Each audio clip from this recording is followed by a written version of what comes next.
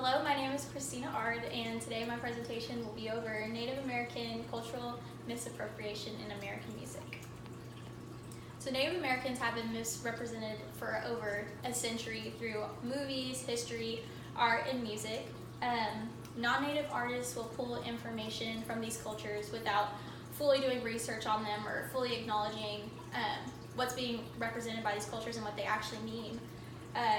And in this paper in this presentation we'll talk about whether it is the portrayal of a Native American through singing red face, racial antipathy, or playing Indian.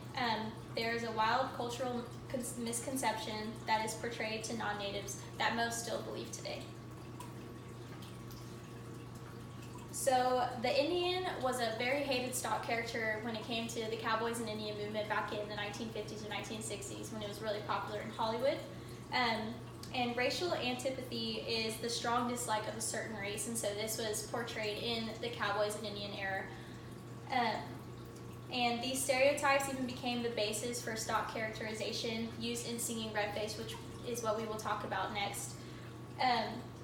And something else that became really popular in the 1950s after as we moved away from European influences, minstrel shows became really popular in America because the audience could really relate to the performers in these shows. It was the first uniquely American form of theater that provided urban audiences with a taste of home, and so they could really relate to the characters that were portrayed on stage, and these characters were representations of themselves, and the performers fed off of the reactions that they would get from the audience. The shows included dances, musical acts, comedy, and sketches.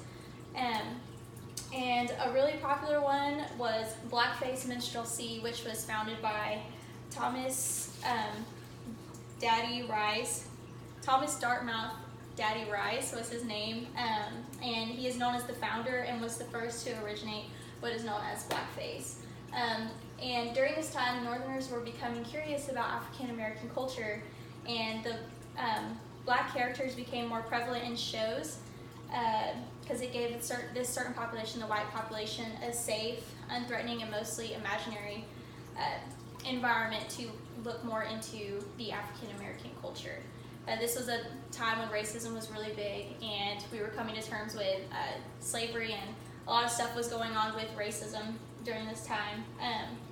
And so what blackface minstrelsy was, it was a mocking of the African American culture through exaggerated moves, accents, gestures, and dances done by a non-black performer. So it was mainly done by white performers, and they would go backstage and paint their face in some kind of black paint or black coal they would use to paint themselves black, and they would come out and they would put on an accent, they would do funny dances, just anything to really exaggerate the African American culture. And not only were African Americans victims of misappropriation in this way, but so were Native Americans through singing red face. And so this was the mockery of Native American culture by someone who is non-Native. And the blackface minstrelsy and singing red face became very prevalent in cartoons during this time in the 1950s and 1960s. And even in Disney's Peter Pan through the song, "What Makes the Red Man Red?" And while watching this video, I was really surprised at how much they exaggerated Native American culture and how offensive it was. This song really questioned the skin tone of Indians and even mocked their culture. It serves as a great lesson on what racist stereotypes are needed in order to perform in red face. So what the story behind this song was that the tribe known as the Pickaninny tribe, their chief's daughter was kidnapped by Captain Hook, who is the antagonist in Peter Pan, and she was saved by Peter Pan, Wendy, her brothers, and the Lost Boys tribe. And so when they returned her safely to the tribe, they all celebrated, and the tribe began to sing "What Makes the Red Men Red" to kind of describe their culture to Peter Pan. And even the topic of playing Indian comes in as the kids were given headdresses to wear, they were giving attire to wear, they passed around the peace pipe, and the natives were all red, they had huge noses, they had the stereotypical two braids down the sides, and they even played the drum beat. And even in the song, it was So the song is at a 1, 2, 3, 4 with an emphasis on the first beat, which is a really stereotypical beat that we as Americans through culture have made seem like an Indian beat, and it's really not. Like, I even find myself listening to it and automatically associated with Native American culture, but it is definitely something that we as Americans have put into other people's heads that is a Native American beat when it is very much not. So this song is a good example of singing red face, and it really was offensive to the Native American culture.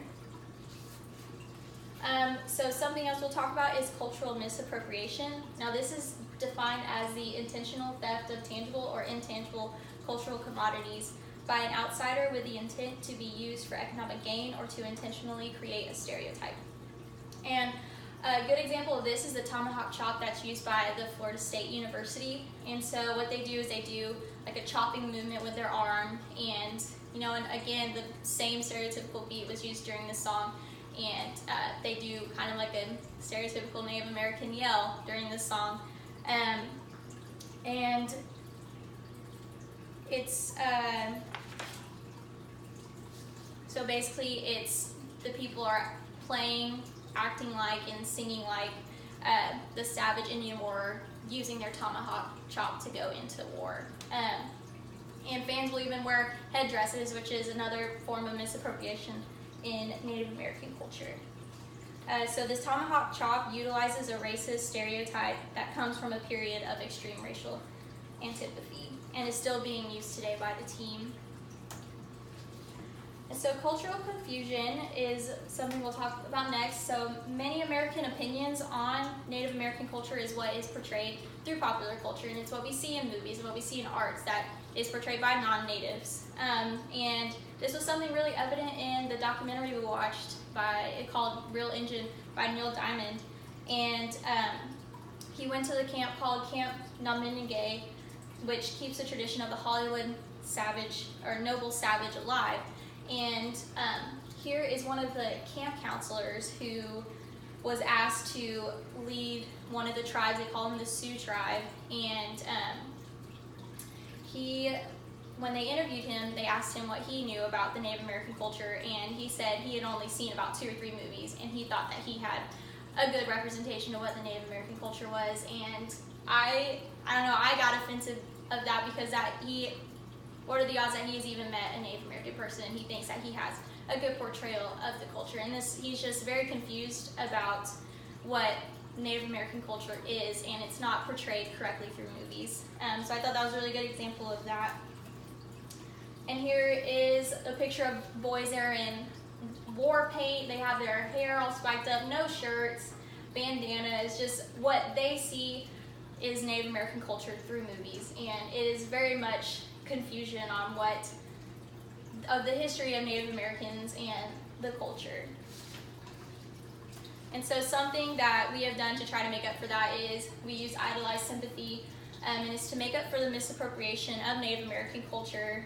So we begin to write sympathetic songs to try to bring about voice appropriation to the Native culture. And so 2 song examples, we have the Paleface Indian, which was written by Marvin Rainwater originally, and then Darn Farden came in and renamed it to Indian Reservation.